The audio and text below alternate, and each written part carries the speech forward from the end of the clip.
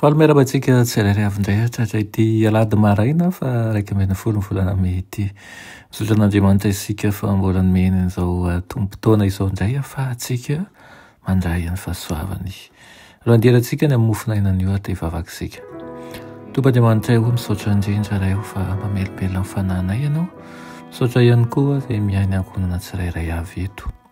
Angataka aminao izahay ny mba andraisanao anay amin'ny fahafenony tokoa izay zanakao ary mety eza ianao tompo hanamboatra ny tsy mety ao ananay tsirairay avy ary indrindra ny atakaranay ny fitiavanao, atakaranay ihany koa ny famasinanao sy ahafahanay manaraka anao hatrany.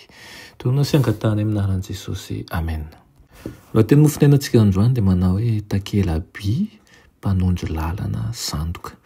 Nalaina amin'ny Exodosy 1:3-7 manao hoe ary dia milaza amin'ny zanak'Israely ianao hoe ny sabatako no tandremo fa famantarana ho amiko sy ho aminareo hatramin'ny taranaka-reo faramandimby izany mba ho fantatrareo fa izaho no Jehova izay manamasina anareo. Amen. Nisoritsoritany Tompo mazava ny lalana makany amin'ny tanànan'Andriamanitra saingy novain'ilay rainy fiemorana ny takela-by izay mpanondra ny lalana ka nisoloany sandoka, ny sabata sandoka izany. Hoy izy hoe hanao asa manohitra an'Andriamanitra aho, omeko fahefana ny solotenako ilay lehilahy ota mba nitsakitsaka ny tsangam-bato nahorin'Andriamanitra ny sabata andro fafito. Amin'izany no anehoako amin'izao tontolo izao fa efa novana ny andro no hamasin'Andriamanitra sy ny tahiny. Tsy ho velona ao an-tsain'ny vahoakan'Andriamanitra tsony io andro io fa ho fafako ny fahatsiarovana azy izy. Andro anankiray tsy mitondra ny tombotsoan'ny tombo-kasian'ny lanitra no asoloko ny toerany. Andro anankiray izay tsy azo atao famantarana amin'Andriamanitra sy ny vahoakany. Ho tariko ny olona izay manaiky an'io andro io izy hanamasina an'izany eo amin'ny toeran'ny andro fafito izay napetraka Andriamanitra, hanandratra ny tenako amin'ny alalan'izay manam-pahefana manarakaraka aho, asantsatra ny andro voalohany ary ho raisin'ny tontolo protestanta ho toy ny sabata masina io sandoka io.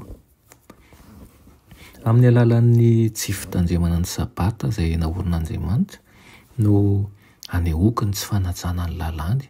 Ampiasako anohanana ny sabatako ny teny hoe famantarana ho amiko sy ho aminareo hatramin'ny taranaka-reo faramandimby izany hozy izy. Ary amin'izany no ahatonga an'izao tontolo izao ho aho izy.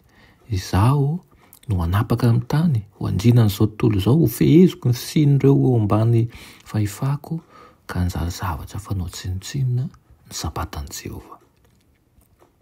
Napetraka ilay lehilahy niota ny sabata sandoka ary efa nanaiky an'io zanaky ny fahefanam-papaly io ireo izay mitonona ho kristianina ka mandatsy akatoan'Andriamanitra amin'izany.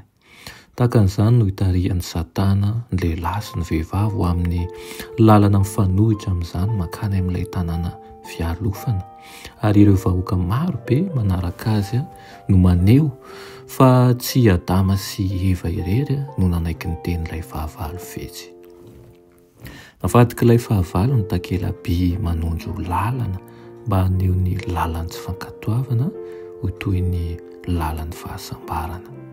Ako isika noho izany hitanjona mandrakariva ary tsy handray azo maivana tokoa fa aokany izay nitendren'Andriamanitra ho masina ho raisitsika araka izany hatrany. Amen. Ianay tsara indrindra an-danitro mbola misaotra anao izahay ny amin'izany teninao izany.